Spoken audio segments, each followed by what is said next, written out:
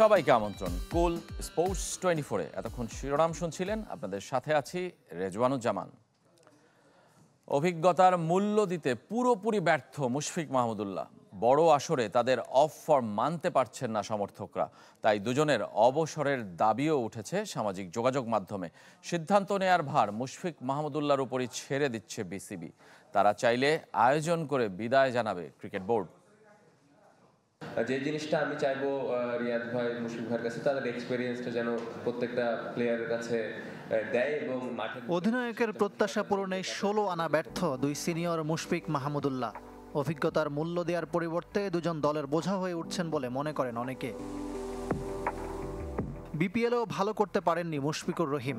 Champions ট্রফিতে তাকে নিয়ে বড় প্রত্যাশা থাকলেও ভারতের বিপক্ষে 0 আর নিউজিল্যান্ডের বিপক্ষে আউট হয়েছেন মাত্র 2 রান করে। শেষ 5 ওয়ানডেতে পাননি 50-র দেখা। প্রায় 2 দশক আন্তর্জাতিক ক্রিকেট খেলা মুশির আউটের ধরন নিয়েও প্রশ্ন উঠেছে। দলের 3 উইকেট যাওয়ার পর সুইপ শট দেখে অবাক ধারাভাষ্যকার ইয়ান স্মিথও। 14টা বৈশ্বিক আসর খেলার পরও কেন এমন হাল মুশফিকের? আয়নায় নিজের চেহারা দেখছেন তো MR15। চ্যাম্পিয়ন্স ট্রফিতে বাংলাদেশের সবচেয়ে বয়সী ক্রিকেটার মাহমুদুল্লাহ। ভারতের বিপক্ষে তাকে একাদশে না রাখা নিয়ে কত কথা, কিন্তু ফিরেই বা লাভ হলো কি? দলের বিপদে হাল ধরতে পারেননি, 14 বলে 4 রান করে আউট, যদিও এর আগে টানা 4 ওয়ানডেতে 50 করেছিলেন। এই দুই ক্রিকেটারকে নিয়ে সমালোচনা মুখর সামাজিক যোগাযোগ মাধ্যম। সমর্থকরা তাদের বিদায়ের দাবি তুলেছেন, তবে অবসরের সিদ্ধান্তটা মুশফিক মাহমুদুল্লাহর উপর ছেড়ে দিয়েছে বিসিবি। সিনিয়ররা চাইলে তাদের জন্য ঘটা করে বিদায়ী ম্যাচ আয়োজন করতে আপত্তি নেই ক্রিকেট বোর্ডের। প্লেয়াররা যখন বলবে যে আমরা রিটায়ার করতে চাই, তারা তো নিজে সবচেয়ে বড়, কিন্তু তারাই নিজেদের অ্যাসেসার। মানে কতদিন সে কত বয়স পর্যন্ত খেলতে পারবে, তারা ডিসিশন দিলে definitely cricket board will look into ইট। শুধু দুই সিনিয়র নয়, অন্যরাও রান পাচ্ছেন না চ্যাম্পিয়ন্স ট্রফিতে। প্রথম ম্যাচে তাওহিদ হৃদয়, দ্বিতীয় ম্যাচে নাজমুল শান্ত, আর 2 ম্যাচে জাকের আলীর ব্যাটে রান।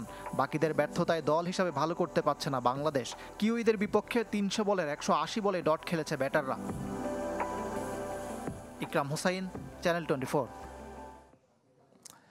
পাকিস্তানে উঠছে লাল সবুজের পতাকা। টাইগারদের সমর্থন যোগাচ্ছে পাকিস্তানিরাই।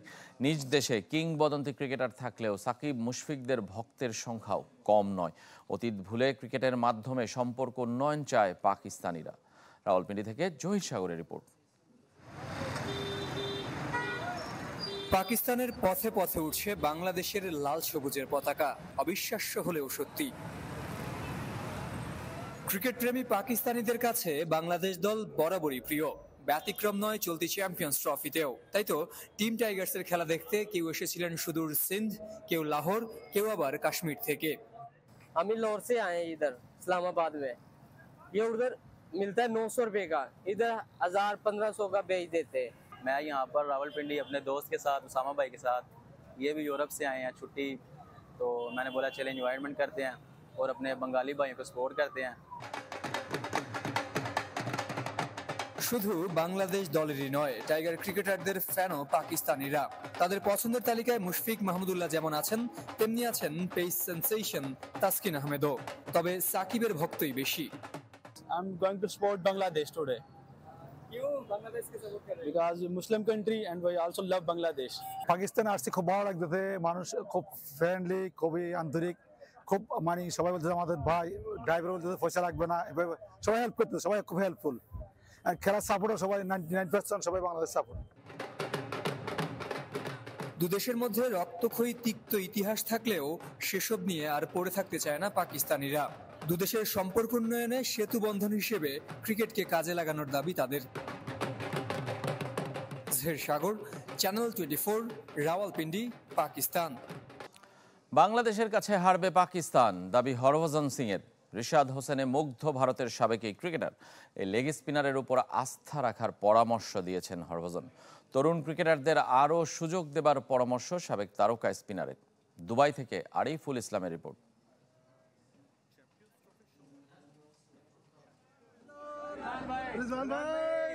চ্যাম্পিয়ন্স ট্রফির সমীকরণ অন্য দলগুলোর কাছে আর যাই হোক, পাকিস্তানের কাছে অপ্রিয়।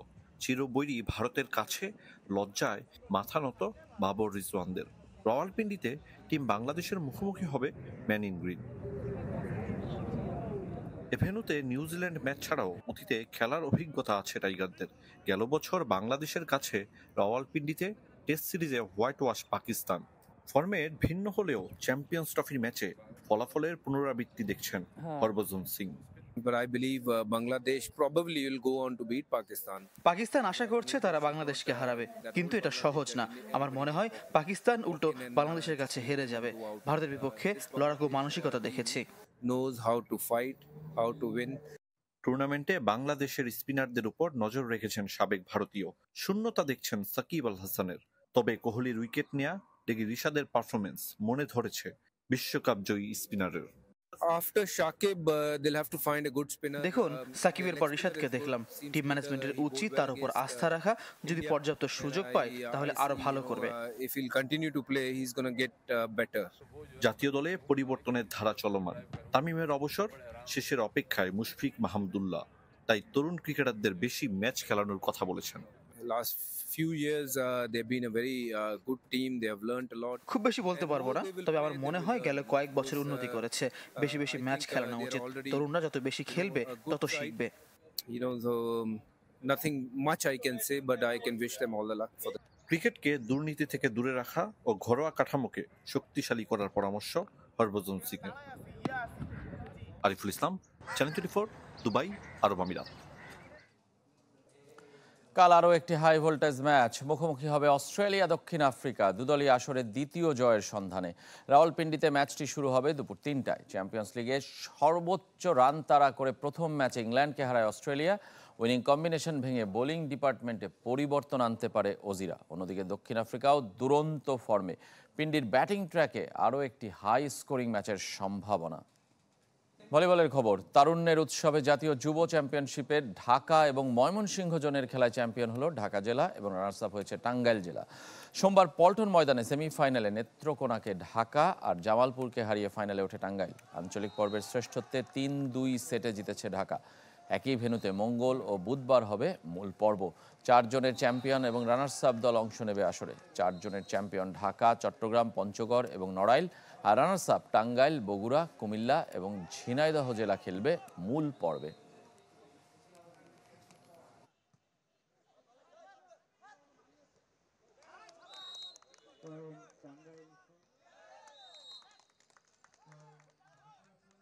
ফুটবলের খবর জানাবো। নির্ধারিত সময়ে মাঠে না গড়ানোর শঙ্কায় দ্বিতীয় স্তরের লিগ বাংলাদেশ চ্যাম্পিয়নশিপ লিগ।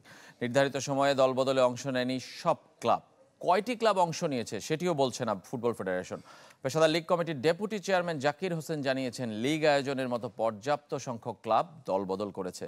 আর ক্লাবগুলোর দাবি, ঈদের পর লিগ আয়োজন সহ দলবদলের সময় বৃদ্ধি। এ বিষয়ে ফেডারেশনের চিঠিও দিয়েছে তারা। অর্থনৈতিকভাবে আমরা অনেক খারাপ পজিশনে আছি, সেই জন্য ওনারা আমাদের চাপিয়ে দিয়েছে জিনিসটা, যে বলি আমরা, ওনারা বলছে যে করতেই হবে। যেহেতু আমরা লাইসেন্সিং করছি সেহেতু আমরা করব, কিন্তু আমাদেরকে সময় দিয়ে করতে হবে, আমাদেরকে সময় দিতে হবে। এই সময়টা আমরা চাচ্ছি ন্যূনতম 1 মাস আমাদেরকে সময় দিক আমরা, আর এর মধ্যে দলবদলটা চলমান রাখুক। বিসিএল এর বেশ কিছু দল অলরেডি তারা এন্ট্রি করেছে এবং আশা করি সমস্যা হবে না দলের। আরো 1টা-2টা হতে পারে। আমরা যথাসময় খেলা শুরু করার চেষ্টা করব। যে কয়টা দল আমরা আশা করেছিলাম সে কয়টা দল ইনশাল্লাহ বিসিএল অংশগ্রহণ করবে। এই ছিল কুল স্পোর্টস 24 এর এখনকার আয়োজনে। ধন্যবাদ সবাইকে সঙ্গে থাকার জন্য।